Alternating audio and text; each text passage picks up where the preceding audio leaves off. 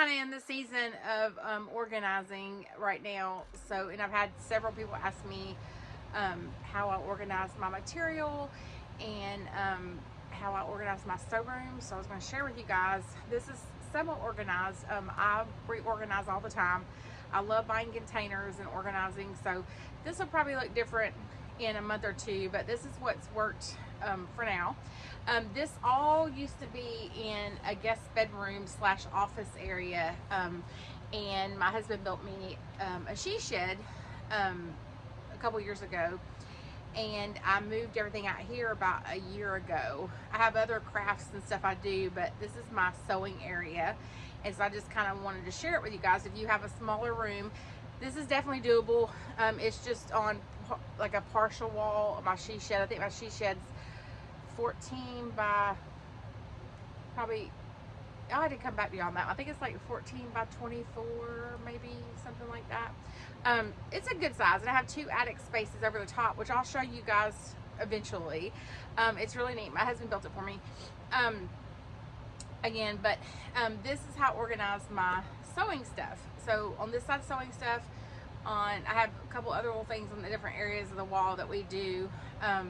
But this is my sewing area I wanted to share with you guys. Materials. I wanted to kind of share with y'all how I store materials because it's very important, especially like I love having material stash on hand. So any project I want to do, most of the time I have the materials I need.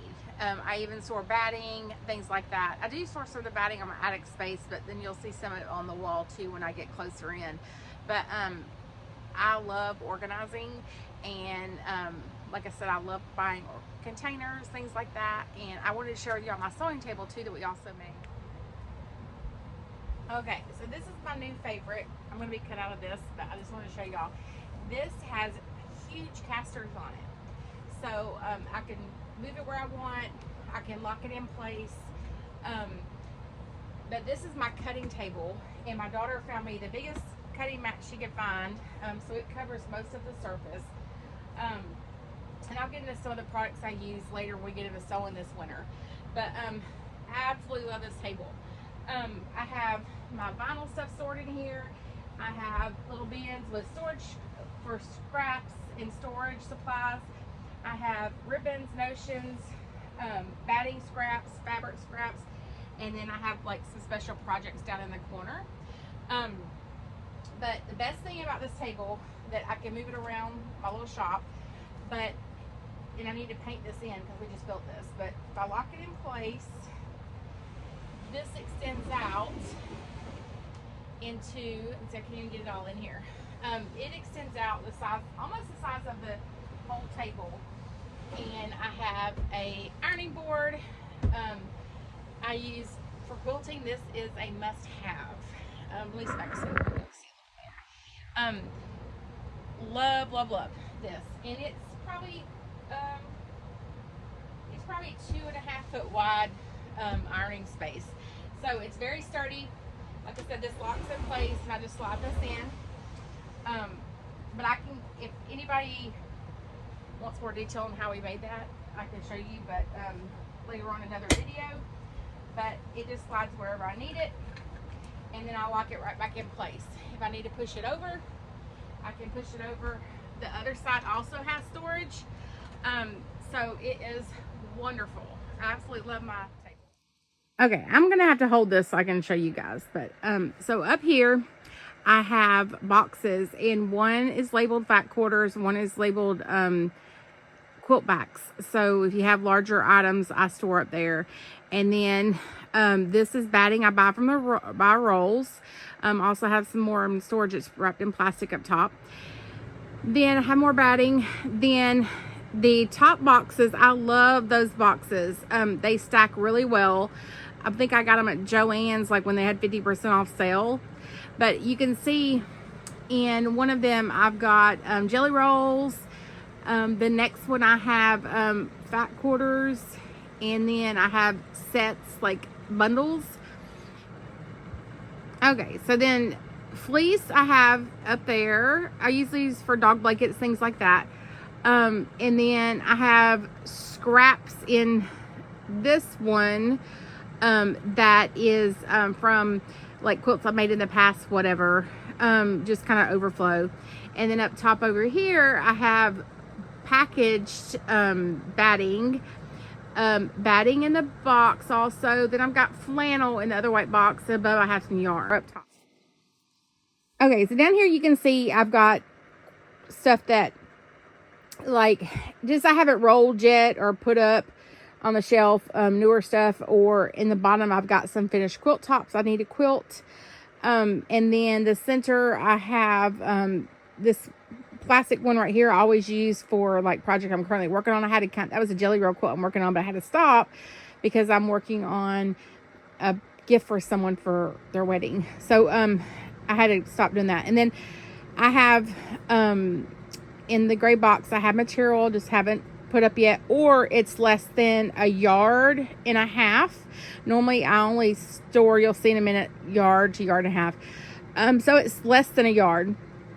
And then here I have some projects that I need to do. I've got put together some layer cakes, things like that. Extra scrap material I just haven't put up anywhere, purged.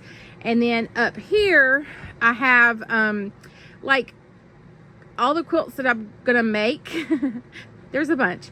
So all of those are quilts I'm gonna make that I've already put the material together for them. I just need to make them. They're not designated for anybody.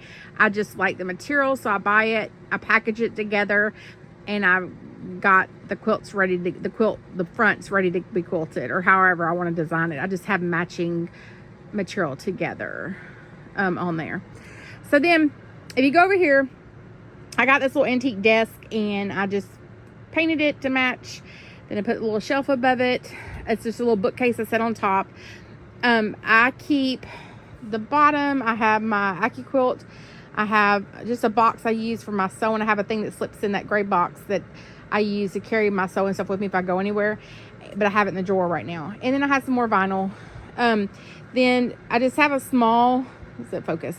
I just have a small embroidery machine. I don't do a lot of embroidery. Sorry. I don't do a lot of that. But I do have a machine where I can do it. And then I have some quilting books, computer for my embroidery machine, and then I have some additional, like my manuals, things like that are stored right there.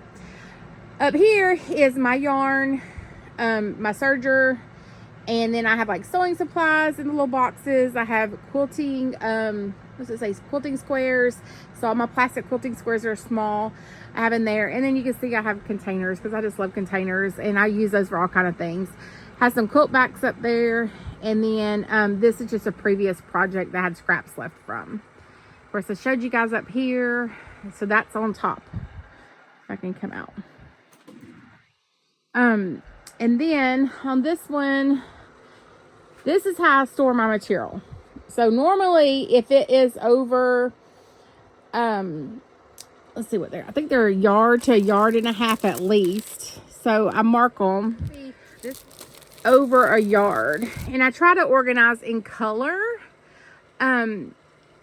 so it's just easier for me to pull. So like this one is a yard and 3/4, and it's stored. These are in the middle of these. I'll show you in just a second. They're cardboard, and then I wrap them, fold them neatly. My table's handy for that, and I wrap them in plastic that protects them from fading, because some of this has been stored for a couple years. So it just kind of want to get to it. That's the top to my embroidery machine. And then I have here, I have a little dryer. I have another little heating gun. And then I have adhesives, spray adhesives, oil for my machines, things like that. Material. And then I have a scan and cut. And then more material. So that's kind of how my shelves are. I'm going to slow down because I know it's... So you can see that's kind of how my shelves are organized. Right. And like I said, I'll show y'all the full little she shed at some point or another. But I'm kind of focusing on sewing right now. So that's what we're doing. So then we'll move over here. And this is my favorite machine. If you ever have questions about machine, I can give you a little bit of tips. I've got, I think I have about 6 machines. Do have a scan and cut, and I have a Cricut. When down there, I didn't show y'all that too. That's for my IQ cut dies are down there. But this is my sewing table.